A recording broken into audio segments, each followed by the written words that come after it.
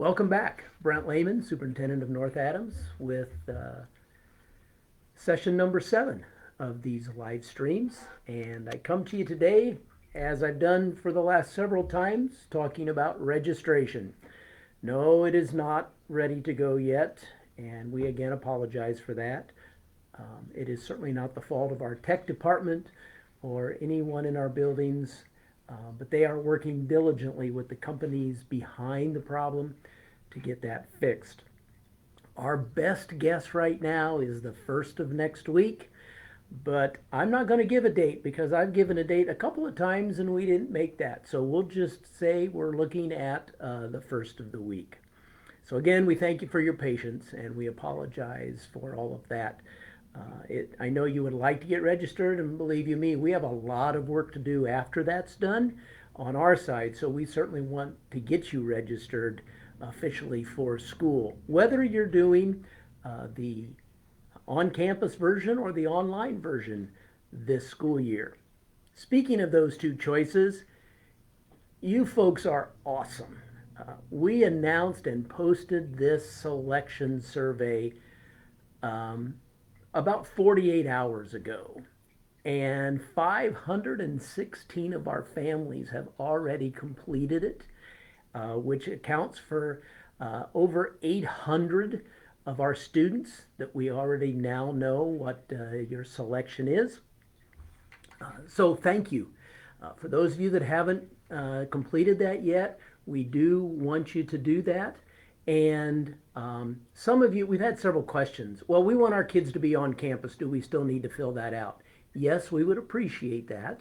It doesn't take long. You can go in there and it clicks through pretty quickly to give us that information. So yes, regardless of if you're doing on campus or if you are choosing to do at home virtually, the e-learning platform, we need you to fill that out. The decision that you're making, we are planning on that being the decision for the first 9 weeks. This is not an all-year commitment, but it is better if students aren't jumping back and forth. So we are asking that this be for the first 9 weeks. Now, with everything, there are exceptions.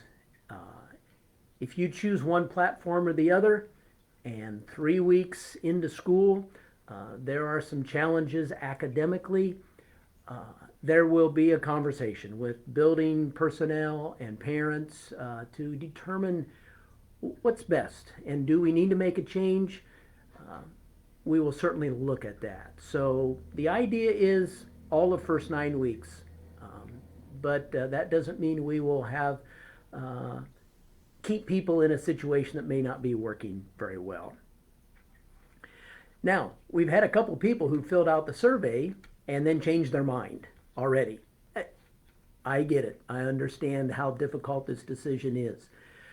What we ask is that you not go back in and fill the survey out again. Just simply call the building where your child attends, let them know what your choice is, and they'll update that in the data. So we appreciate you doing that. We do want you to make an informed decision. We have fielded multiple phone calls and we appreciate that. We are happy to help you talk through that either in this office or at the building level. So if you have questions, call us. I will say for those of you that have filled it out, you may begin to get some phone calls because our counselors and administrators are reviewing that information and they may have some questions for you. Just to make sure everybody understands academically what may be in the best interest of everybody. So they'll be reaching out to make sure that we have exactly what it is you would like to do. Speaking of the information, we did put out the printed information. We have updated it already now multiple times. Matter of fact, this morning and today we'll be updating that information again. You can find that information on our website, and that's www.nadams.k12.in.us. And if you want to get to this information, you can go to the COVID part of our website, or you can simply put slash and then CIM Press Center. but you get to our website and definitely get to the COVID portion, and you'll be able to access the resource page. You'll be able to access the assurances page if you're going to do virtual learning.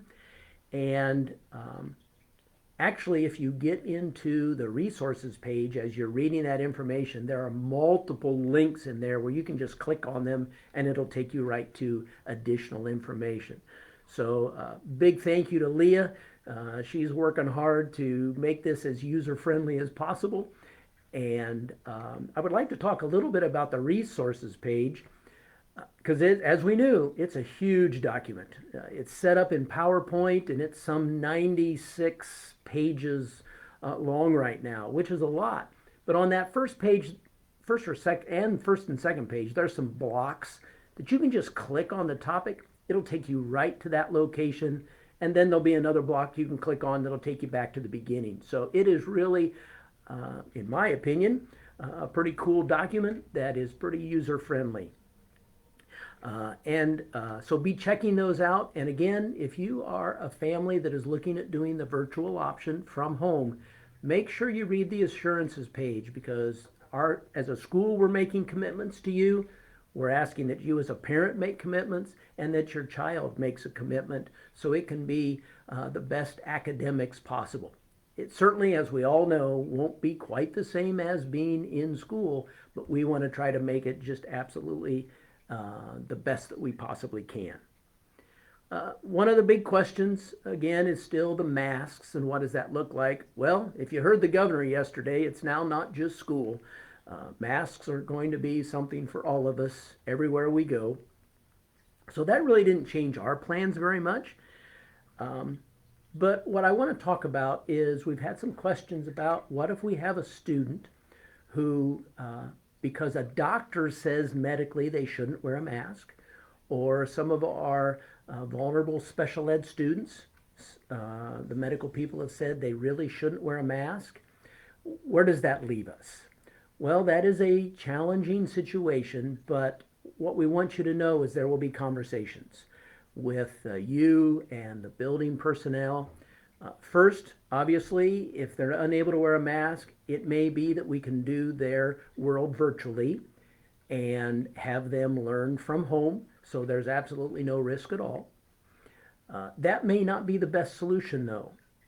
And just want you to know that if they do need to be in school, and we welcome them here, there will be provisions made where they typically would just not have to wear a mask at all. Now, we'll have to make some special arrangements. Certainly, if they're not wearing a mask, we can't put them out around the other students in order to protect their health, and we want to protect the child's health that's not able to wear a mask.